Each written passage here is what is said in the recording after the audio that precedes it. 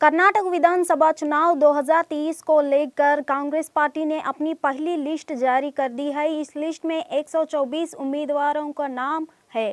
Congress party ने कांग्रेस अध्यक्ष मल्लिकार्जुन खड़गे के बेटे प्रियांक खड़गे को कलबुर्गी जिले की चित्तापुर विधानसभा सीट के टिकट दिया। टिकट मिलने के बाद प्रियांक खड़गे सुर्खियों में आ गए हैं। प्रियांक एम खड़गे वर्तमान में दूसरी बार कर्नाटक के कलबुर्गी जिले की चित्तापुर विधानसभा सीट के विधायक है। उत्तर प्रदेश की योगी सरकार 6 साल की उपलब्धियों का महोत्सव मना रही है। दूसरे कार्यकाल का 1 वर्ष पूरे होने पर मुख्यमंत्री योगी आदित्यनाथ के लोक भवन में सरकार की उपलब्धियों का बखान किया। प्रदेश सरकार के मंत्री अपने अपने प्रभार वाले जिलों में जाकर सरकार की उपलब्धियों पर प्रश्नोत्तर कर रहे हैं। लोक भवन में आयोजित प्रश्नोत्तर में सबसे पहले मुख्यमंत्री योगी आदित्यनाथ ने प्रधानमंत्री नरेंद्र मोदी का आभार व्यक्त किया। अधिकारियों ने इस बात की पुष्टि की है कि पूर्ववर्ती राज्य जम्मू कश्मीर मूल की कम से कम 90 कलाकृतियां गायब हुई थी। वे इतने सालों के बाद भी अभी तक नहीं मिल पाई है। इनमें 81 मूर्तियां, 5 पेंटिंग, 1 पांडुलिपि की 5 पुष्प, 2 कश्मीर कालीन पर्वशेष और 1 पुष्ट सुलेख शामिल है। इस सभी मामलों में रिपोर्ट दर्ज है, पर अधिकारियों को अब बंद कर दिया गया है। कर्नाटक ने लंबे समय से अवसरवादी और स्वार्थ सरकारों को देखा है, जिसने राज्य को प्रभावित किया है। इसलिए राज्य के विकास के लिए भाजपा के स्थिर सरकार की जरूरत है। कर्नाटक ने अवसरवाद और स्वार्थ गठबंधन की सरकारों का लंबा दौर देखा है।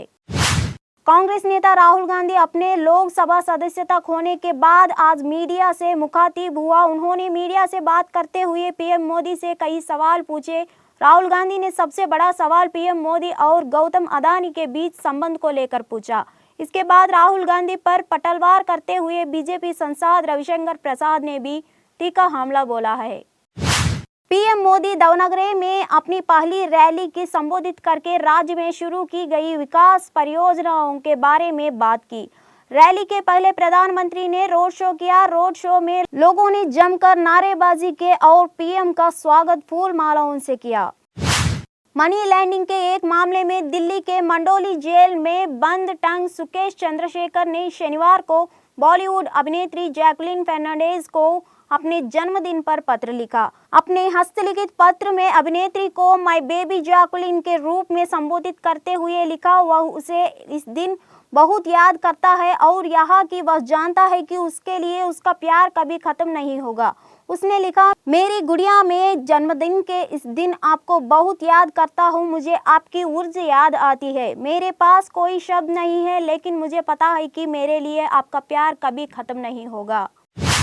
देश में कोरोना और फ्लू के लगातार बढ़ते मामलों को लेकर केंद्र सरकार काफी गंभीर है। इसे लेकर केंद्र सरकार ने एडवाइजरी जारी की है। एडवाइजरी में लोगों से भीड़-भाड़ और बंद स्थानों में मास्क पहनने के लिए कहा गया है। साथ ही केंद्र सरकार कोरोना से निपटने के इंतजामों को लेकर 10 और 11 अप्रैल को राष्ट्रीय स्तर पर मॉक ड्रिल का भी आयोजन करेगी। इसके लिए केंद्र सरकार के स्वास्थ्य मंत्रालय ने राज्य के साथ वीडियो कॉन्फ्रेंसिंग के जरिए बैठक बुलाई है। श्रद्धा वालकर हत्याकांड में आरोपी आफ्ताब पूनावाला ने अपना वकील फिर बदल लिया है। आफ्ताब ने अदालत की तरफ से मिले सरकारी वकील की जगह अक्षय भंडारी को अपना वकील नियुक्त किया है। आफ्ताब के नए वकील अक्षय भंडारी ने जिरह शुरू करने के लिए अदालत से समय मांगा है। कोर्ट ने चार्ज पर बहस करने के लिए आफ्ताब को आखिरी मौका दिया है। कोर्ट ने आफ्ताब के नए वकील को केस से जुड़े सभी दस्तावेज देने के कहा। श्रद्धा वालकर के पिता की तरफ से वकील ने ऑडियो और वीडियो रिकॉर्डिंग देने की मांग की। उन्होंने कहा कि हम उसको कहीं भी डिस्क्लोज नहीं करेंगे। कोर्ट ने फिलहाल श्रद्धा के वकील को ऑडियो और वीडियो रिकॉर्डिंग देने से इनकार कर दिया। अमेरिका की उपराष्ट्रपति कमला हैरिस ने राजधानी वाशिंगटन में एक समारोह के दौरान शुक्रवार को लॉस एंजलिस के पूर्व मेयर एरिक गर्सिट को भारत में अमेरिका राजदूत के रूप में आधिकारिक तौर पर शपथ दिलाई। इस महीने की शुरुआत में अमेरिका सीनेट ने गर्सिटों के नामांकन की पुष्टि की थी। इस प्रमुख राजनयिक पद को भरने का 2 साल से भी अधिक समय से इंतजार किया जा रहा था। पाकिस्तान की एक अदालत ने आतंकवाद से जुड़े 5 मामलों में पूर्व प्रधानमंत्री इमरान खान को दी गई अंग्रेज जमानत की अवधि शुक्रवार के 27 मार्च तक के लिए बढ़ा दी। पाकिस्तानी तहरीक के इंसाफ पार्टी के प्रमुख इमरान खान शुक्रवार को खड़े सुरक्षा घेरे के बीच लाहौर उच्च न्यायालय को दी न्यायाधीशों वाली पीठ के समक्ष पेश हुए। इमरान को पिछले हफ्ते आतंकवाद के इन मामलों में गिरफ्तारी से 24 मार्च तक के लिए सुरक्षा प्रदान की गई थी। लोक जनशक्ति पार्टी रामविलास के राष्ट्रीय अध्यक्ष चिराग पासवान ने शनिवार को पटना में प्रेस कॉन्फ्रेंस की। इस दौरान मीडिया से कई मुद्दे पर उन्होंने बातचीत की। बिजली के दामों में बढ़ोतरी को लेकर उन्होंने नीतीश सरकार पर जमकर हमला बोला। उन्होंने कहा कि बिहार सरकार क्यों ऊंचे दामों पर बिजली की खरीदारी कर रही है। जनता के हितों और बिहारियों की समस्या को लेकर कोई आवाज उठाने को तैयार नहीं है। राजनीतिक दलों से पास फुर्सत है, लेकिन इसके बावजूद कोई मदद नहीं करना चाहता है। 9 अप्रैल को पार्टी मशाल जुलूस निकलेगी। 10 अप्रैल को पूरे बिहार में बिजली को लेकर धरना प्रदर्शन किया जाएगा। दिल्ली सरकार ने इस वित्तीय वर्ष के लिए घोषित किए गए बजट में दिल्ली के इंफ्रास्ट्रक्चर डेवलपमेंट पर अधिक ध्यान देते हुए विभिन्न योजनाओं की घोषणाओं की है। उनमें से एक योजना द्वारका से जुड़ी हुई है। इसके तहत द्वारका में इंटरस्टेट बस टर्मिनल बनाया जाएगा। वर्ष से संभालित चली जा रही है। इस परियोजना के इस बजट में घोषित किए जाने के बाद अब इसके धरातल पर उतरने की उम्मीद नजर आ रही है।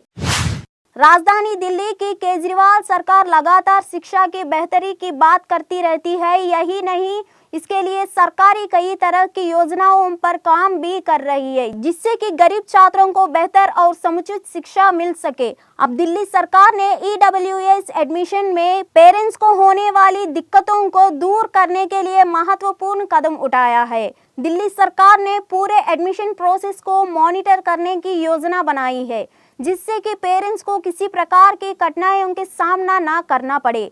इसे लेकर दिल्ली सरकार की शिक्षा मंत्री अतिक शाह ने शिक्षा विभाग के अधिकारियों के साथ अहम बैठक की और अधिकारियों को निर्देश दिए कि इस सत्र के लिए होने वाले EWS एडमिशन आसान प्रक्रिया से हो और प्राइवेट स्कूल अपनी मनमानी ना करे। दिल्ली के द्वारका जिले से इंसानियत को शर्मसार करने वाली घटना सामने आई है। इस घटना के बारे में सुनकर आप भी एक बार सोचने पर मजबूर हो जाएंगे। तथाकथित एक अविवाहित दंपति ने महज 3 दिन की एक नवजात बच्ची को नांगलोई के कूड़ेदान में मरने के लिए फेंक दिया। इससे पहले कि नवजात बच्ची के साथ कुछ अनहोनी घटित होती या फिर कोई जंगली जानवर उसे नोचते, वहां से गुजर रहे एक राहगीर के कानों तक उस बच्ची के रोने की आवाज़ पहुंची। राहगीर ने तुरंत उस बच्ची को कुंडे से निकाल आते जाते लोगों से इस मासूम नवजात के बारे में पूछा, पर किसी ने कुछ भी नहीं बताया, जिसके बाद राहगीरों ने इसकी सूचना पुलिस को दी। कांग्रेस के प्रदेश अध्यक्ष और पूर्व मुख्यमंत्री कमलनाथ के गढ़चिंदवाड़ी में केंद्रीय गृह मंत्री अमित शाह आज सभा करने वाले हैं। इससे पहले उनका हैर विकासखंड को अंचल कुंड दादाजी कुनी वाले धाम में दर्शन करने का कार्यक्रम था, जिसे लेट होने की वजह से उन्होंने रद्द कर दिया। अब अमित शाह सीधे छिंदवाड़ा के पुलिस ग्राउंड में जनसभा को संबोधित करेंगे। अमित शाह छिंदवाड़ा पहुंच गए हैं। वे जल्द ही विजय संकल्प रैली को संबोधित करेंगे। इस रैली के जरिए वे यहां आदिवासी वोटों पर फोकस करेंगे। अमित शाह करीब 3:30 बजे छिंदवाड़ा पहुंचे। पहले वह आदिवासियों से आस्था के केंद्र हेर ब्लॉक के आंच लकूर दादा दरबार मंदिर में पूजा अर्चना के लिए जाने वाले थे, लेकिन लेट होने की वजह से उन्होंने अपना कार्यक्रम रद्द कर दिया। अमित शाह छिंदवाड़ा के पुलिस ग्राउंड पहुंच चुके हैं, जहां वे जल्द ही जनसभा को संबोधित करेंगे। इस जनसभा के बाद शाह बीजेपी कार्यालय भी जाएंगे। इसके बाद वह हेलीकॉप्टर से नागपुर के लिए रवाना होंगे। मध्य प्रदेश के मुख्यमंत्री शिवराज सिंह चौहान ने चुनावी साल में युवाओं के लिए एक बड़ा ऐलान किया है। उन्होंने बड़ी घोषणा करते हुए कहा कि प्रदेश में होने वाली हर एग्जाम और इंटरव्यू के लिए केवल एक बार ही फीस भरनी होगी। इसके बाद आप जितनी चाहे उतनी परीक्षाओं के दे सकते हैं। इस योजना का नाम है one time examination fees scheme. मुख्यमंत्री शिवराज सिंह चौहान ने जनता को संबोधित करते हुए कहा कि युवा अगर 5 फॉर्म भर रहे हैं और सभी की फीस 400 रुपये है, ऐसे में व्यक्ति को 2000 रुपये भरने पड़ते हैं, लेकिन अब ऐसा नहीं होगा। अब आपको केवल एक बार परीक्षा शुल्क देना होगा, उसके बाद जितने चाहे उतने एग्जाम और इंटरव्यू में भाग ले सकते हैं।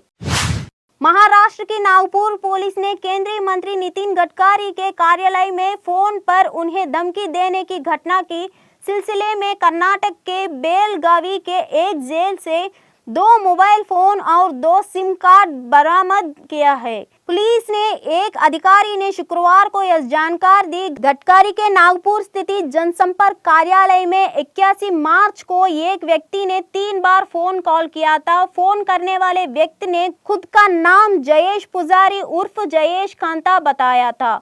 उसने 10 करोड़ रुपए की मांग की थी और पैसे नहीं देने पर केंद्रीय मंत्री को नुकसान पहुंचाने की धमकी दी थी। एनसीपी प्रमुख शरद पवार ने शुक्रवार को कहा कि कांग्रेस नेता राहुल गांधी की संसद सदस्यता को रद्द किया जाना संविधान में मूल सिद्धांतों के खिलाफ है और एक निंदनीय कदम है। उन्होंने कहा कि इस फैसले ने लोकतांत्रिक मूल्यों की कमी को उजागर किया है। उन्होंने कहा कि हम सभी को अपने लोकतांत्रिक संस्थानों की रक्षा के लिए एक साथ खड़े होने की जरूरत है। मालूम हो कि गुजरात के सूरत की एक अदालत ने राहुल गांधी को एक दिन पहले मानहानि के एक मामले में दोषी ठहराया है। उसके एक दिन बाद यानी आज उनकी लोकसभा सदस्यता भी रद्द कर दी गई है। हिमाचल प्रदेश के मुख्यमंत्री सुखविंदर सिंह सुक्खू ने विधानसभा में कहा कि मोटर व्हीकल एक्ट के नियमों के अनुसार सभी गाड़ियों पर लगी अवैध प्लेट्स हटाई जाएंगे। मुख्यमंत्री ने कहा कि नियमों के खिलाफ न्यायपालिका के साथ कुछ अधिकार भी फ्लैशर का इस्तेमाल कर रहे हैं।